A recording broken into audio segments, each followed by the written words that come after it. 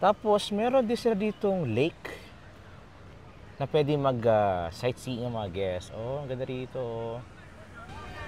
Hi, it's me, Jeff, and welcome to our channel. So, for today's video, we're here pa lang ngayon sa Riverland together with family para maglibot-libot. It's like Hong Kong na meron ding Lego place, Legoland. So, we'll explore the place. Sama kayo! Let's go!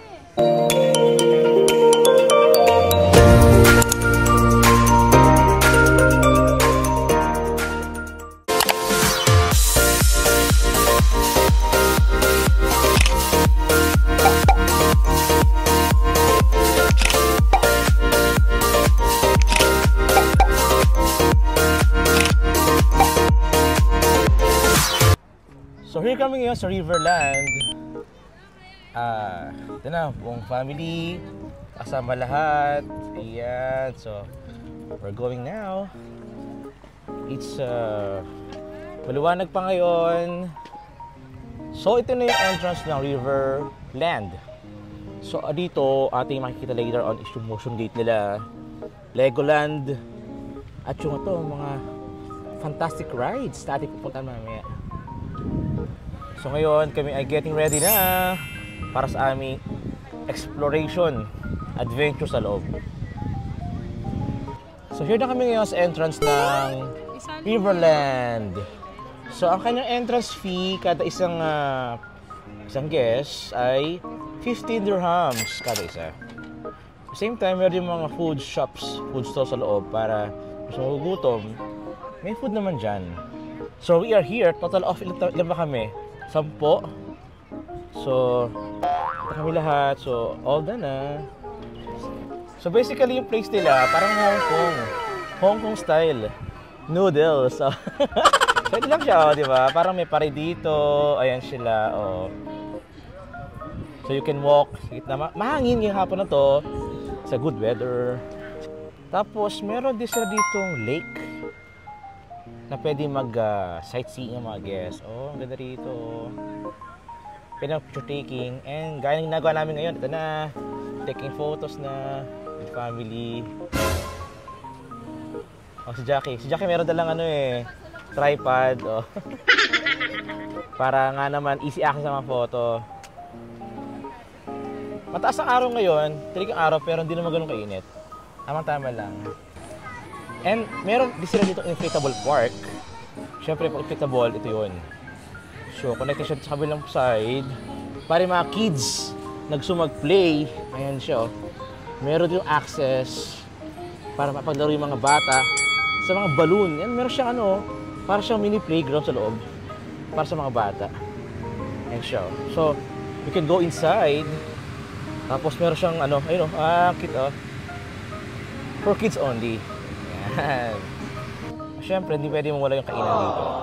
Mayroon ditong hotdog corner, tacos. Pwede magsakang magkakaibigan. So, ito yung bridge nila. Oh, no! We're gonna be walking here. Kasi, tutuloy kami sa kabilang ibayo doon. So, here kami sa ibabaw ng bridge. Overlooking na rito. Tanaw yung baba na pinagalingan namin kanina. Ito, oh. Ito yung kanilang inflatable park. Ito yung kanilang lake. And sa end ng bridge, you will see yung kanilang heritage na structure dito. Diba? Parang parang pa ng mga 1800s na building. Diba? Yung kanilang na-preserve yung kanilang heritage looking. And dito pala, free wifi. Ayan, oh. Okay, guys. Basta nyo ba? Free wifi yan. Oh.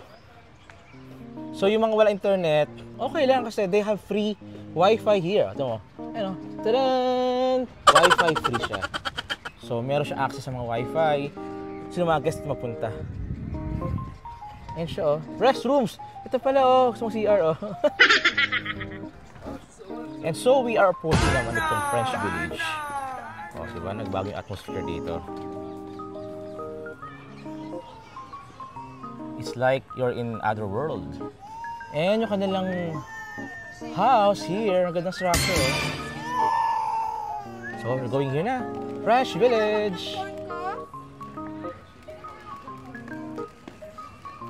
And then, ito po yung continuation ng lake kanina. Siya.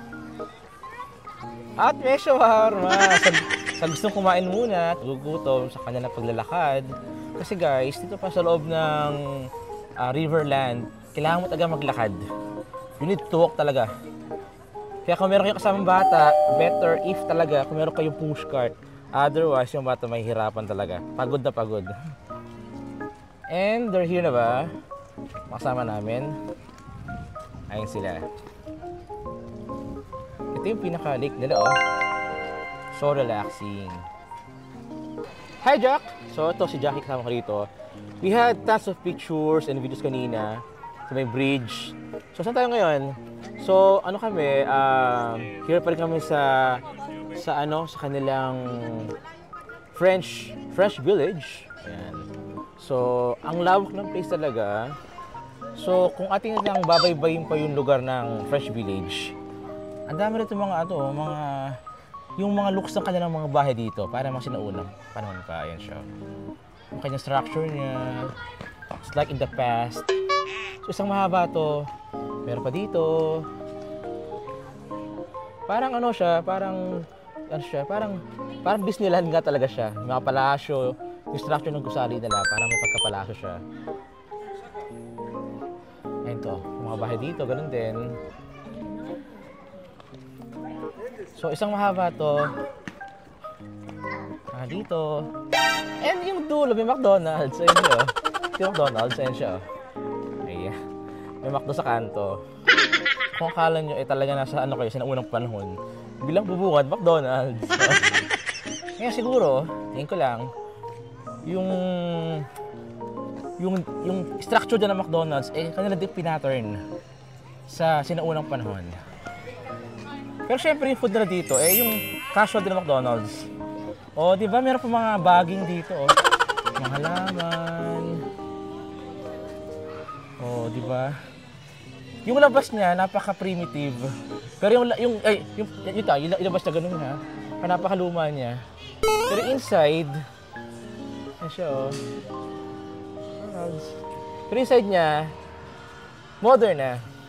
And then, meron din ditong shop ng mga I Love Dubai apparels. So, let's go inside. Ating tingnan ko yung mga item and offer kasi lang.